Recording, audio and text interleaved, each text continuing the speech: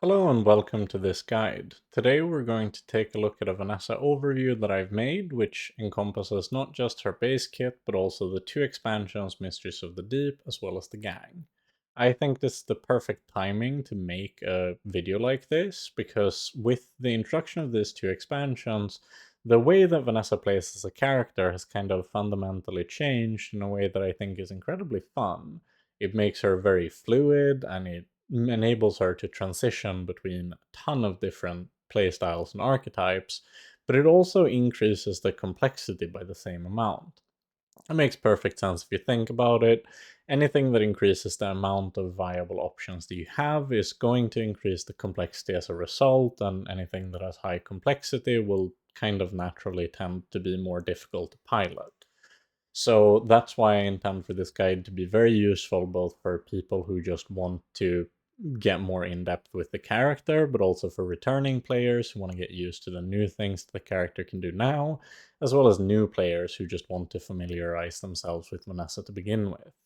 So without further ado, this is the overview that I've made. And I know that it might look overwhelming at first, but trust me, if you just stick with me, I'm going to break down and explain all of it in a way that should hopefully make perfect sense by the end of this video. There's just a few things that I need to mention before I get into it though. Not every single item in the game is on here, and of course one of the big reasons for this is just due to space constraints. Up here I have a category for haste, down here I have a category for weapons. I'm going to get into more detail with this, but as you can see, most things that give haste are not necessarily present. Some of the haste payoffs like pufferfish are not present. Very few of the weapons are present. But that's because I'm going to be talking about these as concepts, and the images are more meant to be illustrative than to be absolutely representative.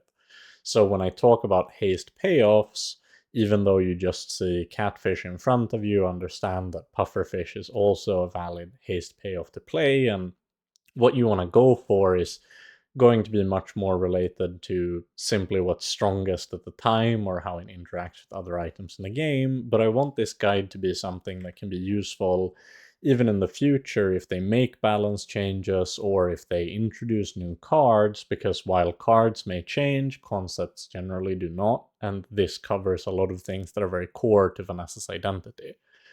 And speaking of core to Vanessa's identity, I also have single weapon here in the corner.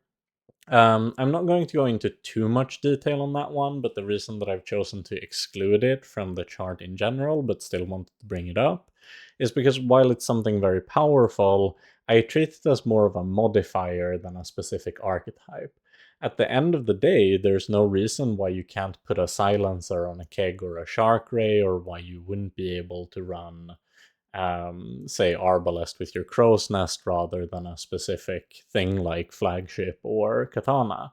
So since it's a modifier that now can even go on previously non-weapon items like elemental depth charge or the weather glass, if you give them the obsidian enchant, it just means that there are way more ways to utilize it in a way that you can put the modifier onto almost any build when it's relevant, but at the same time, that means that it's also not adjacent to anything in specific, since, if you're connected to everything, it's kind of the same thing as being adjacent to none of them.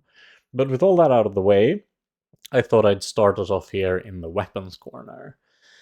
And I've also placed weapon and aquatic on opposite sides, as well as haste and slow. And these aren't absolutes. It'll become very apparent as we go through the video that there's way more overlap now than there used to be in the past, but they're still to some extent diametrically opposed. And when I speak about haste or slow for the purposes of this video, I'm much more referring to it as a trigger and a payoff rather than as a speed control effect, because of course playing haste to speed up your weapons can be relevant in any kind of build, and playing slow to speed up your to slow down your opponent's things can also be relevant in any build. So in terms of archetype, it more refers to utilizing the triggers in order to get some kind of payoff. But all that started, weapons, they're fairly straightforward. You put them on your board, they deal damage to your opponent, you want to kill them before they kill you. There are a few lines that you can take from the weapons. One of the most common ones that everyone will recognize as the kind of face of aggro Vanessa is ammo. The main thing that's relevant when it comes to ammo is the fact that usually they focus more on aggression, because while there are ways to work around you having limited ammo, at the end of the day, the best way of making sure you don't have to care about it is if you're just going for burst anyways. But this isn't the only thing that ammo can do, and I'm going to be talking a lot about pivotal pieces, which are the things that are connected in many ways to the rest of everything else, and one of this is keg. And this is because keg scales with your opponent's maximum health. If you gain crit onto it and have it at diamond, it's going to deal 100% of someone's max health even without any additional modifiers. It's a very powerful effect, so it makes sense that we care a lot about which builds can end up with keg on their final board. One of the ways of getting there is through ammo. You start off with weapons, you transition into ammo, you hedge heated shells here, and then that lets you get a keg final board.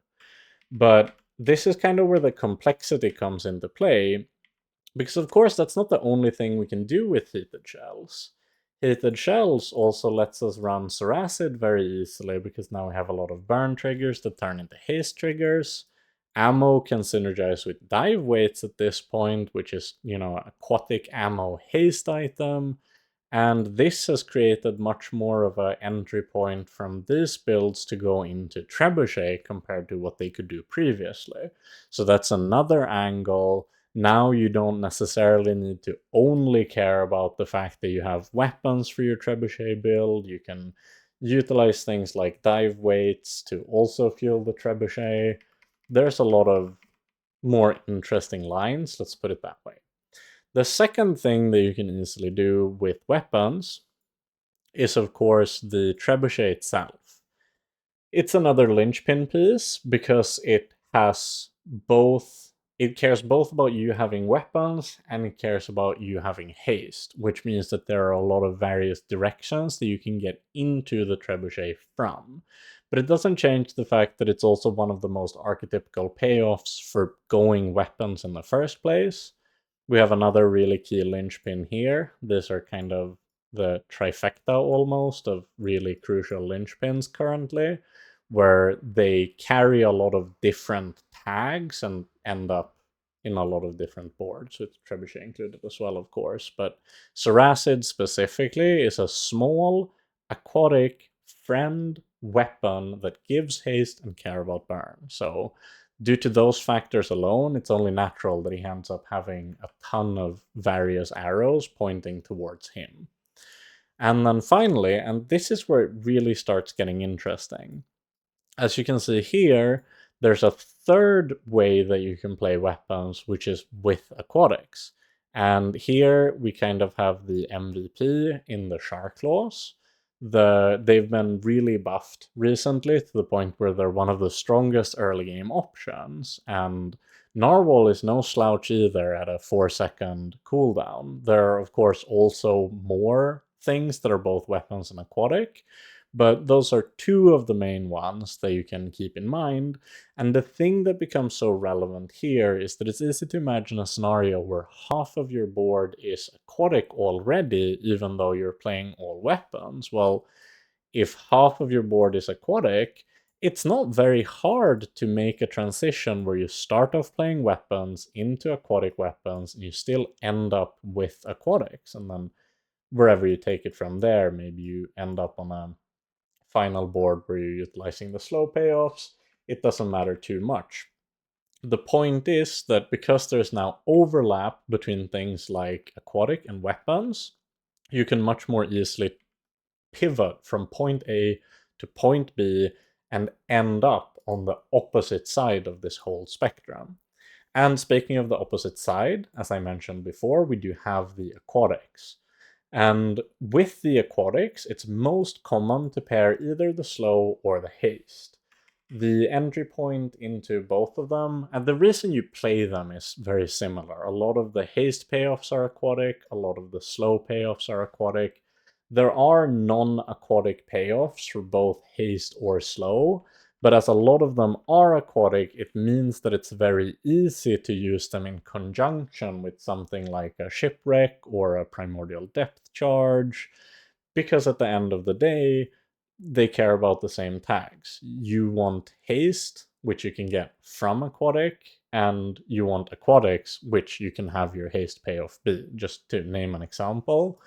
The kind of core to making the aquatic um, haste boards happen is the jellyfish, since it gives you haste whenever you use an adjacent aquatic item. Also have crashing waves in there, that's a powerful skill for accomplishing the same goal. But the main idea is that if you have jellyfish, then any aquatic item can be a haste trigger, which is of course very powerful. The same way, you can also go down these two different routes, because these are all three haste payoffs, or haste triggers rather, which are aquatic, and then they converge all the way up here in the haste category. And the reason why this matters especially much is because now I've illustrated how there are three different aquatic lines that all take you into haste.